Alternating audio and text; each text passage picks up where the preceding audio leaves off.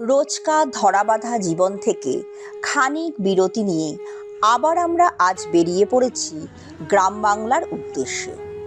সবুজ গ্রামীণ প্রকৃতির অনাবিল সৌন্দর্যের মধ্যে দিয়ে ছুটে চলেছি প্রাচীন টেরাকোটা সজ্জিত মন্দির স্থাপত্যের সন্ধানে।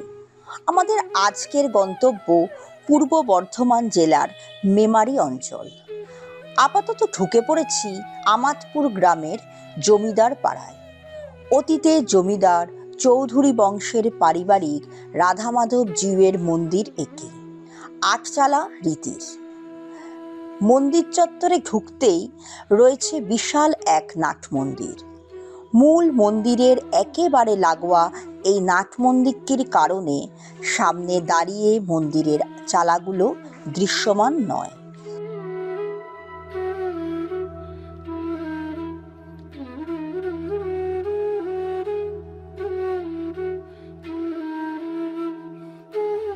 পশ্চিমমুখী ত্রিখিলান বিশিষ্ট প্রবেশ পথযুক্ত মন্দিরটির সামনের দেওয়ালে বেশ কিছু টেরাকোটার মূর্তিফলক সজ্জা লক্ষ্য করা যায়। এছাড়াও আলপনাধর্মী ও ফুল লতাপাতার নকশা, দুটি রাসমণ্ডল আর লিঙ্গসহ প্রতীক শিব মন্দির প্রভৃতির চিত্র নজরে পড়ে।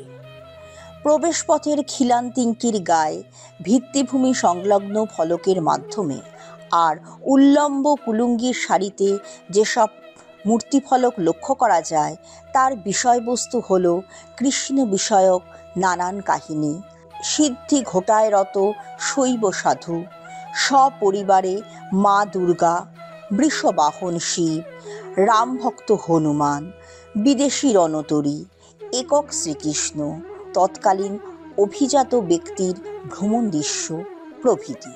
ব্যতিক্রমী দুটি ফলকচিত্র এখানে বিশেষভাবে উল্লেখযোগ্য। প্রথমটি হল হাতির পিঠে চেপে বাঘ কিংবা সিংহ শিকার, আর দ্বিতীয় ফলকচিত্রে অসাধারণ মুন্সিয়ানায় শিল্পী ফুটিয়ে তুলেছেন একটি বজরা ও একটি ডিঙি নৌকো পরস্পরকে অতিক্রম করার দৃশ্য। তবে এই ফলক মূর্তিগুলো স্পষ্ট নয় একেবারেই।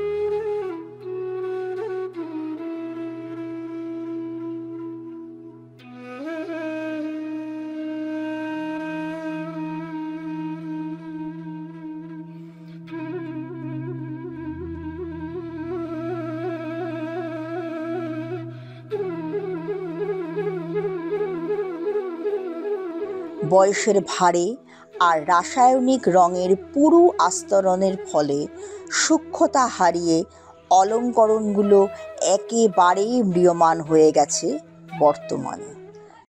টেরাকোটার সন্ধানে আজ আমরা বুড়ো শিবতলা থেকে এখন এসে পৌঁছেছি আমাদপুরের এই অঞ্চলটার নাম কি? জমিদার পাড়া। হ্যাঁ, জমিদার পাড়ায়। জমিদার পাড়ায় এই জমিদার পাড়ারই জমিদার পরিবারের মন্দিরে আমরা এখানে এসে মন্দিরে পেয়েছি মন্দিরের পুরোহিত মহাশয় শ্রী কেশব গোস্বামী মহাশয়কে পেয়েছি এবং আমরা তার কাছ থেকে মন্দিরের ইতিহাস সম্বন্ধে কিছু জানতে চাইব। কেশববাবু যদি বলেন যে মন্দিরের ইতিহাস সম্বন্ধে, পরিবারের যারা প্রতিষ্ঠাতাদের সম্বন্ধে, প্রতিষ্ঠাকাল এবং বর্তমানকালে সংরক্ষণ এবং যে কার্যনির্বাহী পদ্ধতি সম্বন্ধে যদি কিছু একটু জানান। এই মন্দির প্রতিষ্ঠা হয়েছিল 1142 বঙ্গাব্দ, মানে প্রায় 300 বছর, 280 বছরের ওপর। তো এই পরিবারের দ্বারাতেই এখন এই মন্দির পরিচালিত হয়। আর আমরা পৌরোহিত্য করছি আমাকে নিয়ে 2 জেনারেশন, বাবা বংশ দু বংশ পরম্পরায় করছে। হ্যাঁ, মানে সেটা কত বছর হবে আনুমানিক দুটো বংশ মিলিয়ে? 72, 72। প্রতিষ্ঠাতা বংশ হচ্ছে এরা, প্রতিষ্ঠাতা বংশ যে জমিদার পরিবার তারা চৌধুরী পরিবার। চৌধুরী পরিবার। চৌধুরী পরিবার। আগে প্রথমত সেন টাইটেল ছিল, পরে আবার তখন নবাবী আমল ছিল তো চৌধুরী টাইটেল পেয়েছিল। আচ্ছা, মানে এটা উপাধি হিসেবে পাওয়া হ্যাঁ। নবাব থেকে। মানে মূল যে যে পদবি সেটা হচ্ছে সেন। সেন। চৌধুরীটা উপাধি হিসেবে পাওয়া, উপাধি হিসেবে ওরা ব্যবহার করে থাকেন আর জমিদারি পাওয়ার উপলক্ষে। তো এখন বর্তমানে মন্দিরের আর কি রক্ষণাবেক্ষণ কারা, ওরাই করেন? হ্যাঁ, এই পরিবারের মানুষজনেরাই করেন। করেন, তারাই আর কি করেন। আচ্ছা, এছাড়া আর কি এখানে আপনাদের নিত্য পুজো আপনি করেন? হ্যাঁ। এছাড়া কোনো যে কোনো বিশেষ পার্বণ যেগুলো আমাদের সেগুলো? হ্যাঁ, মানে শ্রীকৃষ্ণ বিষয়ক যত উৎসব আছে, মানে দোল, জন্মাষ্টমী, সমস্ত সব উৎসবই হয়। রথ। আচ্ছা, রথযাত্রা থেকে শুরু করে 3টে রথ, দোল আর জন্মাষ্টমী এগুলো জন্মাষ্টমী, ধুমধামের সাথে করা হয়? হ্যাঁ, স্নান যাত্রা, ঝুলন যাত্রা সবই হয়। সবই করা হয়। আচ্ছা, সারা বছর ধরে। মূল প্রবেশপথের পরে এক ফালি বারান্দা পেরিয়ে গর্ভগৃহে প্রবেশ করতে হয়।